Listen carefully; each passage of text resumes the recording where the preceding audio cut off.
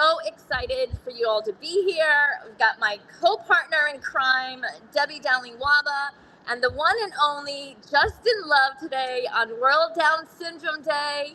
And we cannot wait to get into this conversation and bring in awareness on World Down Syndrome Day. So with that, I don't know if you either one of you want to do your intros or anything else like that before we kind of get into it. Sure. I'm Debbie Dowling Waba, and I own Mama Waba Digital Business Solutions, as well as I've been starting my stuff on TikTok now and doing some Let's TikTok. go, So Deb. there, you'll find me there too. So, Justin, introduce yourself, please. I am Justin Love. I'm a singer, songwriter, producer. Um, I co-wrote the song "Focus" by her, which the album won Album of the Year and led us to having a Grammy. And I teach songwriting. I used to actually teach songwriting for fifth and sixth grade. Um, I built a curriculum around that, and then I ended up teaching adults. And now I put events together, just bringing communities, music communities in particular, together, um, just to provide more opportunity. I love that. I love that. And I'm Mary Kim Farkas, as most of you know, and I'm leading into policy making with the state of New Jersey and partners in policy making for the disability community, and you'll hear more about that as my journey continues. So Justin, okay, so we're talking about not only what we do and the impact that we each make collectively, but also separately.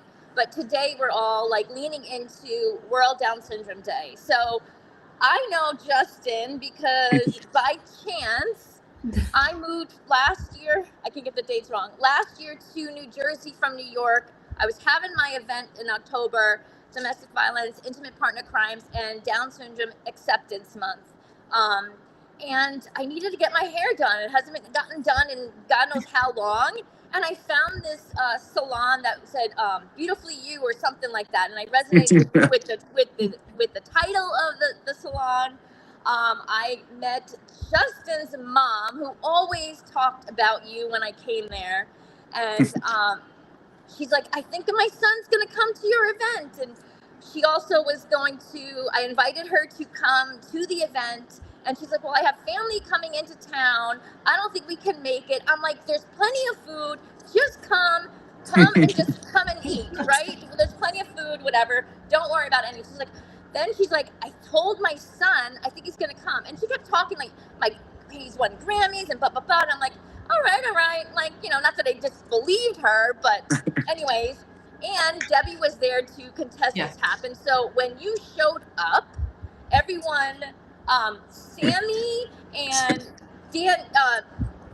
Daniel, what's her name again? The girlfriend's name, I forgot. Daniela. Daniela. They screamed like they just saw the biggest celebrity ever, and everyone was Yeah. like, "What is happening?" It was everything. It was everything. So, how Man, did you? I mean, I know you sprang into us when we were there at the event last year, but I wanted the community to know, like, you know, how I grew up. I'm just gonna say how I grew up. I knew that there were the special needs kids.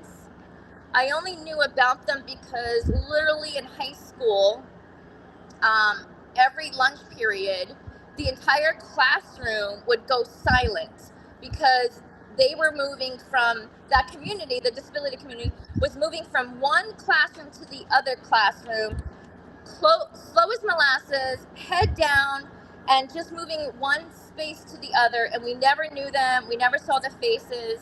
And that haunted me for many years. So, Justin, like, how did you um, get to be friends with Sammy? And what was your viewpoint as a kid? Because I know you guys have been best friends since you were 14. So, if you could share that journey, and was it easy for you? What makes you be best friends with Sammy? um, why wouldn't you not want to be best friends with Sammy? That is true. Um, Yes. you know, it was the acceptance thing, and I've had a really hard time being accepted myself, growing up, and I know what it feels like to not be the cool kid and not have the attention and get picked on and have bullies, etc.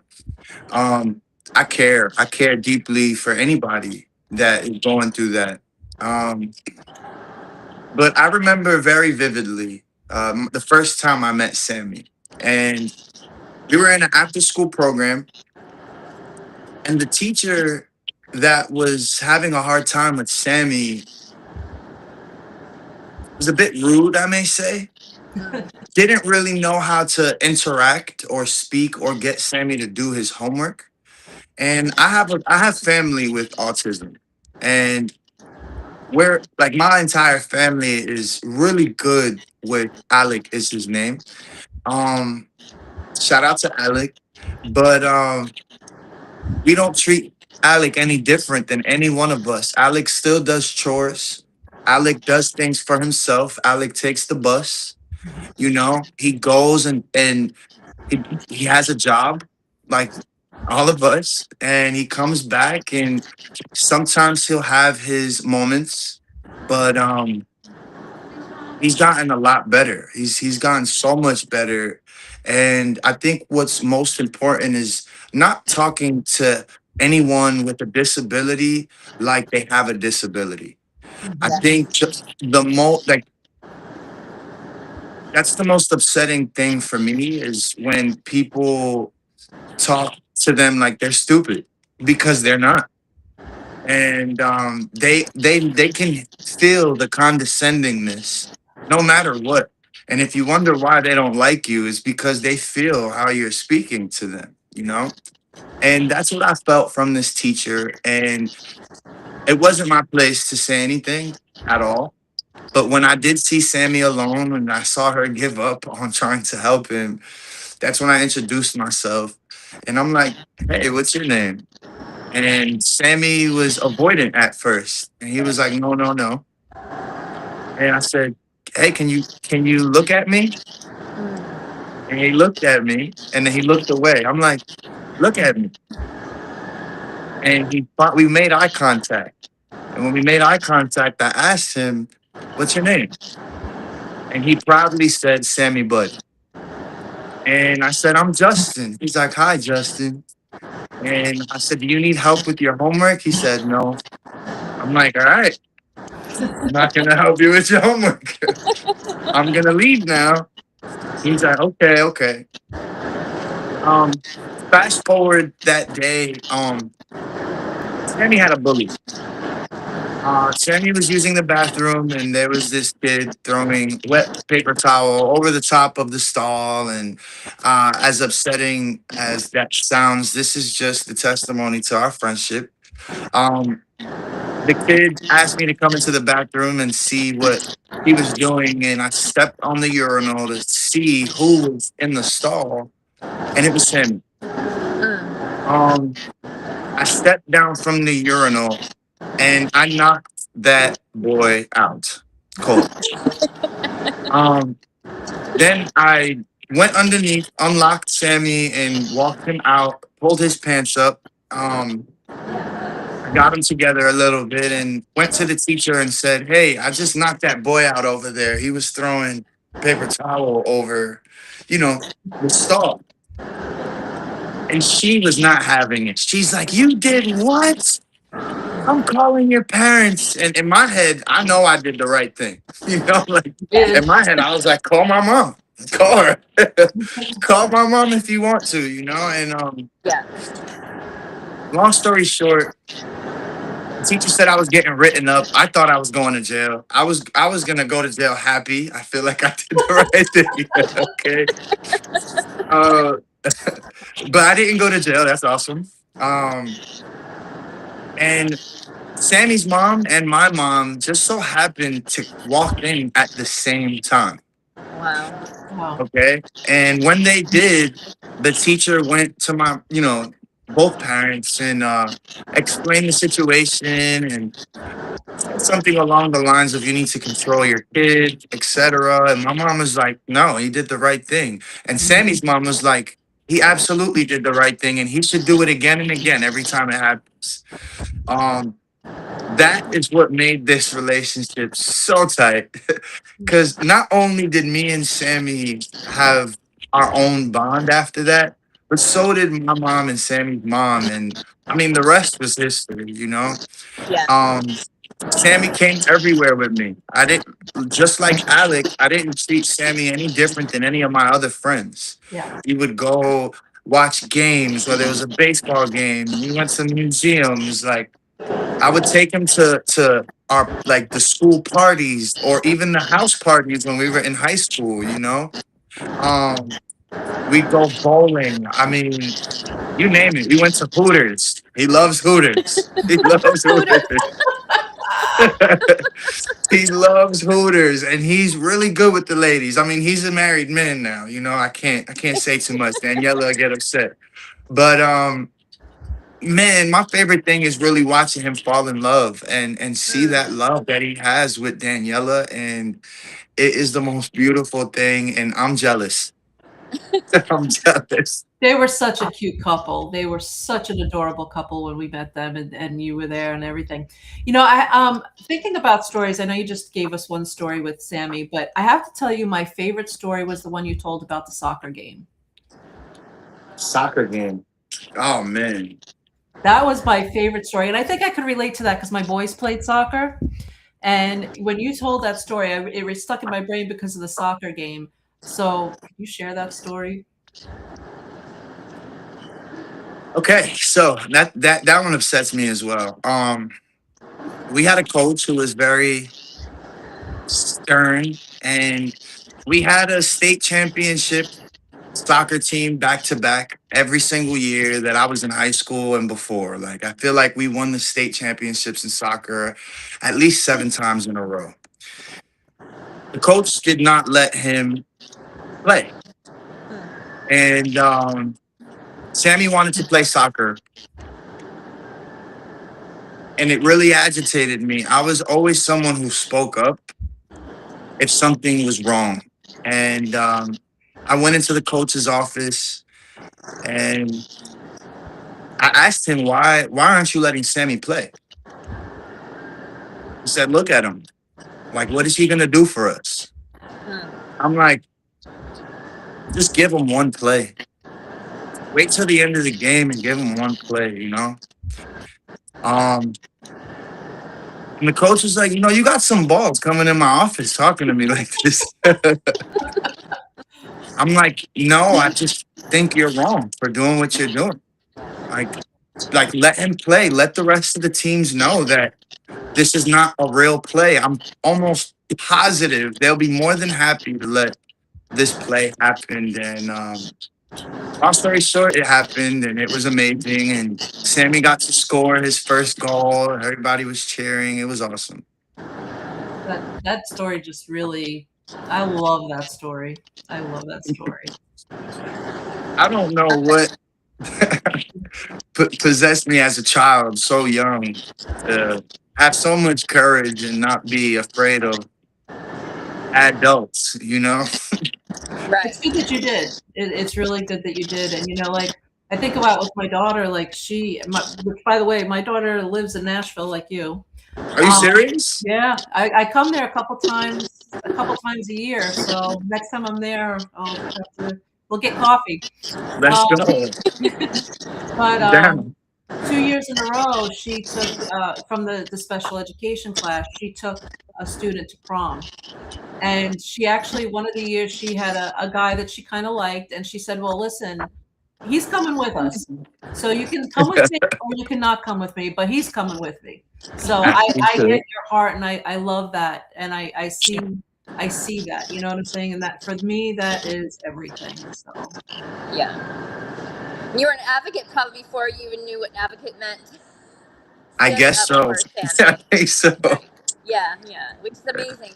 I know you also shared you have a really great relationship with your family and your mom. So I love that about your dynamics.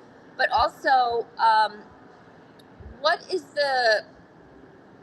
I know you said you just wanted to help Sammy, but is there anything else that you experienced in your life, I mean, outside of what you just shared, that made it impact that you didn't feel scared? I know you just said that you're not sure like why you were not scared of these adults, but it must have been something, I'm thinking, I don't know, that you may have experienced and you just wanted to stand up for the other person that, needed a little extra help and, support, like that buddy person that some of us never get, like someone to back us up? The dynamic between my parents are complete opposites. They are, I don't even know how they got together, but my mom is so loving and nurturing and supportive and just there, and she believes, and she's just like my number one fan. And my dad, for the most part, he's really good at pointing out everything that was not going right, Yeah, which maybe that's what made the perfect collaboration. right. The opposites of attracting, right? But I appreciate them both because I got to see both sides of the spectrum there. Yeah. I know what it's like to receive tough love, and I know what it's like to receive a nurturing love. And I guess back to your point, I'm sorry, can you repeat that question again? Oh, gosh, what did I What was it? basically, like, based on what you shared earlier in regards to, like, you were a little nervous, you wasn't sure, like, why as a young adult So that what you gave had me the courage? Yes, the courage. Yeah. So I don't want no one to feel out of place, not normal. And this is Down syndrome or not, this is anybody. Yeah. Going to school, I was an outcast majority of the time. You see all my tattoos. Like, before I had tattoos, I was drawing these tattoos on myself. Okay. I used to love to dye my hair and do all these cool designs in my hair, anything I could to just showcase my artistry, Yeah. creativity, be different. I drew on all of my clothes. My parents hated it. I loved it. Okay. I thought I was the coolest kid in school because no one has what I have. Even if you have the same shirt, mine has the circle on it. Okay. Um, uh, I love that. I love that. Me too. anyways, I don't want anyone to feel like an outcast. I don't want anyone to feel that way. I got bullied for being creative and painting my hair or my nails and coloring on myself. And I just enjoyed just being different. And eventually I ended up overcoming it by just I became that. Like I became okay with the outcast, and I enjoyed it. I enjoyed it. It is a crazy word. I enjoyed it very much. It's okay. We do the same thing. We're like, wait, is that even a word? We continue. Yeah. What I love best is, one, you're being vulnerable, you're sharing your life experience, and I've always find that, a lot of things that most of us do, not all of us, right? If we've experienced something that didn't do well for us, we try to, because we understand how that feels and what, how we felt if someone, like, mistreated us or made us feel like we are less than. A lot of times we go out and make that change, right? And it's always that domino effect afterwards. Like, Yeah. do we decide to be a bully like we were bullied, or do we decide to be opposite of that because we know what it feels like? So I love that you shared that. And I love also too when you always talk about what's really happening in your life around your mental health and where you're at, mentally, which I think is super important, especially with the platform that you have and the reach that you have, because even today it's really something that's still stigmatized, even though we do talk about it in schools and stuff. So I commend you for doing that, because so many people hold back on sharing that. But the fact that you actually talk about it, even though it is hard and not easy to do, but you're showing that, it's okay. We can have these things and still be successful. We have these things. It doesn't change us. It doesn't make who we are, but we're all human beings at the end of the day. Yeah. Yeah. I mean, a big thing for me right now, I think that I'm facing is, I'm really building my relationship with God, and I think Nashville is the perfect place for that. Yes, it is. Um, Man, the church communities out here are just immaculate, and the closer I do get, I guess I feel a little bit of guilt and shame for specific things that I've done or represented. For instance, just it could be something as simple as cursing in my music. Um, I do want to clean up my music, and I don't want to curse anymore, but I do believe that it is also part of my testimony of just me being a creative, creating things just because I am creative and I like creating all types of music, right? Um, but one thing I know, right, is just you can't deny my heart. You can't deny that I'm a good person regardless. And even though I may have certain songs that are out that don't resonate with you, that doesn't change the dynamic of person that I am. And it's really hard succeeding and succeeding and succeeding. I've just realized after having multiple conversations with myself and the Lord, I guess, that if there's anything I want anyone to take from this is that you will be exactly where you want to be. So be careful with what you do say because people are going to want to follow your every move. And if you do it, they'll think it's okay to do it too. So if your goal is to be an influence of some sort, be intentional with your message and be real with your fans and supporters. And it is important to let my people know my state of being because to a certain degree, they become family, you know? Yes. Yeah. It's important to let people know, I don't really have any other sources. I don't necessarily go to therapy or anything, which there's nothing wrong with that.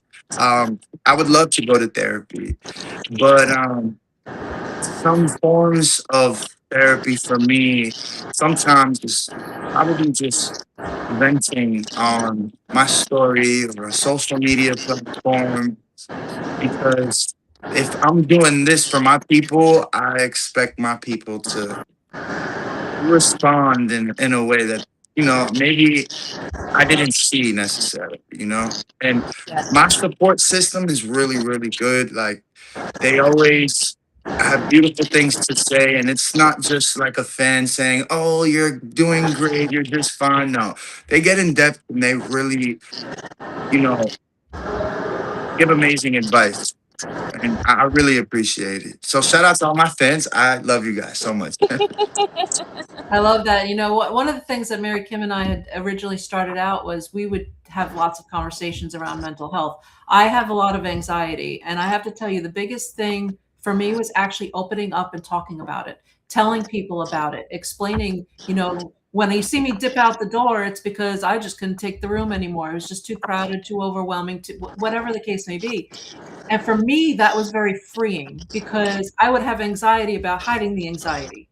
Yeah. So just being able to open up and talk about it, Anxiety on anxiety. yeah, exactly. And for me, just opening up about that and being able to talk about it, it actually relieved it a lot because people then could understand. And then conversation after conversation that I would have with people, and they're like, just thank you for talking about it because I have that too. And I just didn't know how to express it to anybody.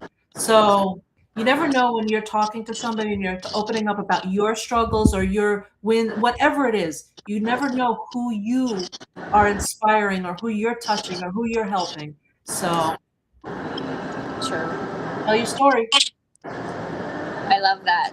Comparison is the thief of joy. Very It true. is. Very true. So, Justin, you're very humble about your musical career and your Grammy winning. Is it 2 or 4 Grammys? What is it exactly? No, no, it's just one. One.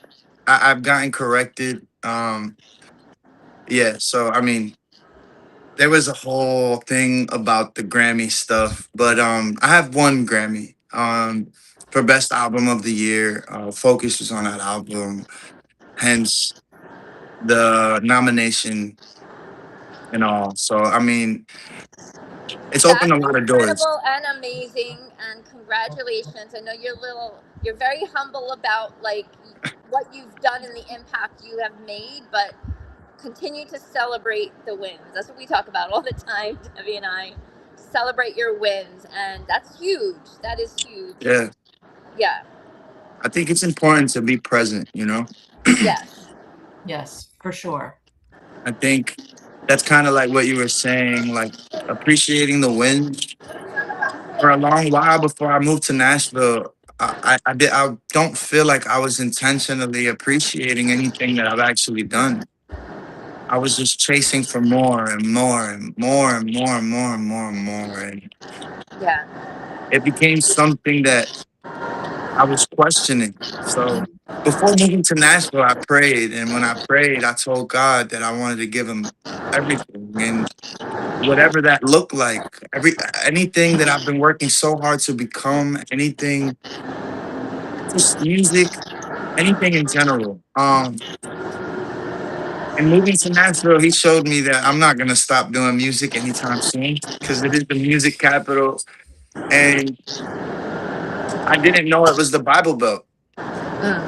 Yes. and he brought me closer to him as well. So like he answered my prayer pretty directly. I think Isn't that crazy how and amazing that how that happens? I'm always like blown away when that happens. I didn't know that this was a music city. No. Like that was the number one thing that really blew me away. I mean, they're so talented over here. They are so talented. Shout out to Nashville and all the artists out here, the songwriters, the creatives, anybody grinding out here. They deserve so much more. And I think I can help bring that more that they need and build some community out here. And people will know more about Nashville musicians for sure. I I love see that that. happening. Yeah, I see that happening for sure. Definitely. I know that you were mentoring some young kids, or was it a guitar, or is that something that you used to do? Or I know you give back to the youth in some way. Yeah, so I work for an organization. It's a nonprofit by the name of Guitars Over Guns. And they invite some top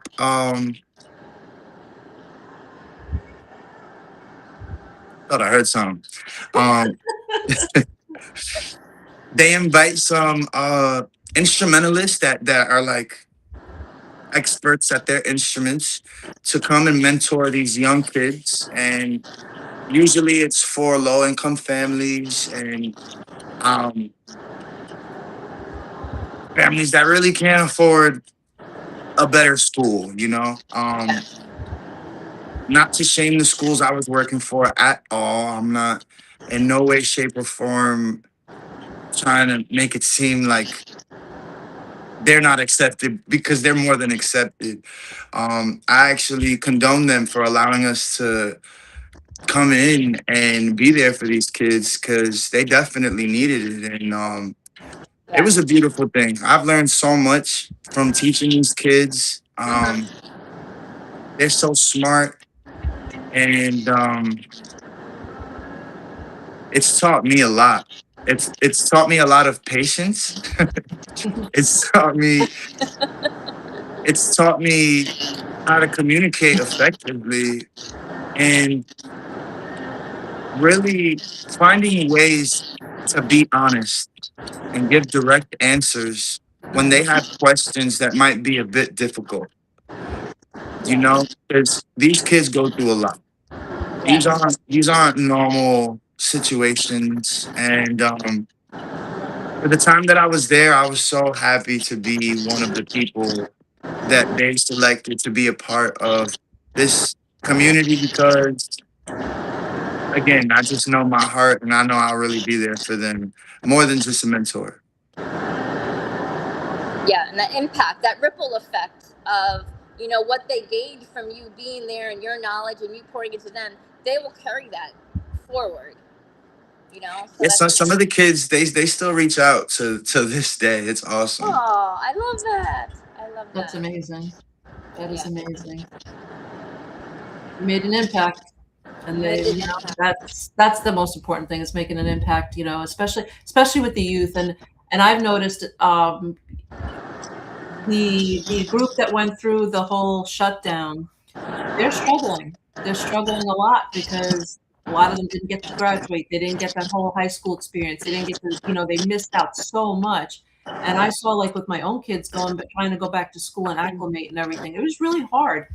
And just I think that not enough people are paying attention to that. So it's something that I say that when I make it big, I want to open up a center for kids that they have a safe place to come to and they have a safe place to spend their time and have the different activities and have people there that want to volunteer their time and just really be a part of the kids' lives. So that's my big goal. A safe house. Yes, a safe place. And Yeah. with my kids, my house has always been that kind of safe place because I have a lot of kids and they always have their friends coming over and stuff. And my home has always been that safe place for them. And it's so important that kids have a safe place to go to, that they have somebody that they feel they can talk to, an adult they can talk to. So thank you for all you do for kids because they know they have a safe place, like a safe place. See, I can't even talk. A safe place with you. I'm thinking funny place, blah, blah, blah. That's hilarious. All right, so we're even now. Okay, yes. Yeah. we fumble all the time. We just All the time. Yeah, all the time. So Justin, like you being so close to Sammy and supportive and around the Down syndrome community, what is one thing you'd like to share out outside of what you already did in regards to, how does, let's say someone is just uncertain or just not sure how to approach them, or what should they call them? Like, I don't know. If there's any advice that you can give that you can pass on to those who may still be believing there's a lot of stigmas and stereotypes that they're, they're not smart, they don't know anything, the R word, which we threw around as kids, the word retarded, like it was a fun joke thing, like anything around that to pass on to those who are listening, because in many spaces, they're not still part of the community as a whole, just bits and pieces. So I love you because you've had such a great relationship with Sammy and his girlfriend, and a big impact. His wife. Oh yeah, his wife. You missed that update. You missed the update, Mary Kim. His wife. Yes. Wait, I'm not sure if they're married. I just said that They may because as well be. they might as well be. Yes. To answer your question, we all have words that we shouldn't say around people, right? That we use and they fly around whenever we may be with our friends or whatever the case may be. But that is definitely the most important one, the R word. What is the R word? Retarded. We do not say that word. I mean, I've completely erased that from my vocabulary. It does give me the ick when I hear people say it. It's not necessarily my place sometimes to be like, don't say that. But whenever Sammy is around, that is something that I feel like my people know not to say or do. And I get it, I mean, being from Jersey and growing up around some Italians, Yes. there's a few words that get thrown around, okay? Yes. Yeah, that's true. We have. Right? But despite it all, I mean, that is the biggest form of respect right there. Is just to kind of erase that from your vocabulary, um, especially around anyone with a disability. That's one, and two, um, they're cool, bro. They're cool. Like you don't gotta talk to them like they're children. You don't gotta talk to them like any different. The more normal you speak as if they're any you would speak to anybody else, you might have a better relationship. You know what I'm saying? Um, and it's cool to take time out of your day to learn a little bit about them. You know, like, and when you are speaking to anybody with a disability, you kind of do want to slow down your words a little bit, right? And you Yeah. want to make sure that they're understanding everything. I think the most important thing for me is eye contact. Mm. You know, Very important. eye contact is the most important thing. It's important for my cousin Alec. It was important for Sammy. It was important for I had a friend Oleg. It was important for just you want to look anybody in the eyes when you're speaking. And I think that's probably my biggest tip when it comes to speaking with anybody with Down syndrome or any disability for that matter is, you know, make sure you look them in their eyes and you speak genuinely instead of condescendingly. And invite them out to do something so you can see how fun they are. That is true. Yeah, That is and so true. I gotta say really quick, you said it's not your place when you hear that somebody say that. I'm gonna tell you right now, my daughter does not care. She hears that word. She is going to tell whoever Yeah. it is in that moment that is not a word to use. That's that you do not say that word at all. Yeah. My daughter or in her anywhere for earshot. She is Yeah. not having it. Yeah. Well, that's good. You know what? From here on out, I'm grabbing anyone by the tie that says that word. Like, come over here. Yeah, yeah. Just don't go to jail this time. No, no. Not that you went to jail, but don't go to jail. Yeah. No, this has been amazing. Justin, thank you so much for coming on, sharing your journey with Sammy and Daniela and that connection and you standing up for that community really Yes. means a lot to me personally because I had all those stigmas and stereotypes when my son was diagnosed. And I was like, why in the world is God giving me this child I never wanted, right? But it was my faith that, because I prayed to be a mom for 20, 30 something years, almost 24, 26 years.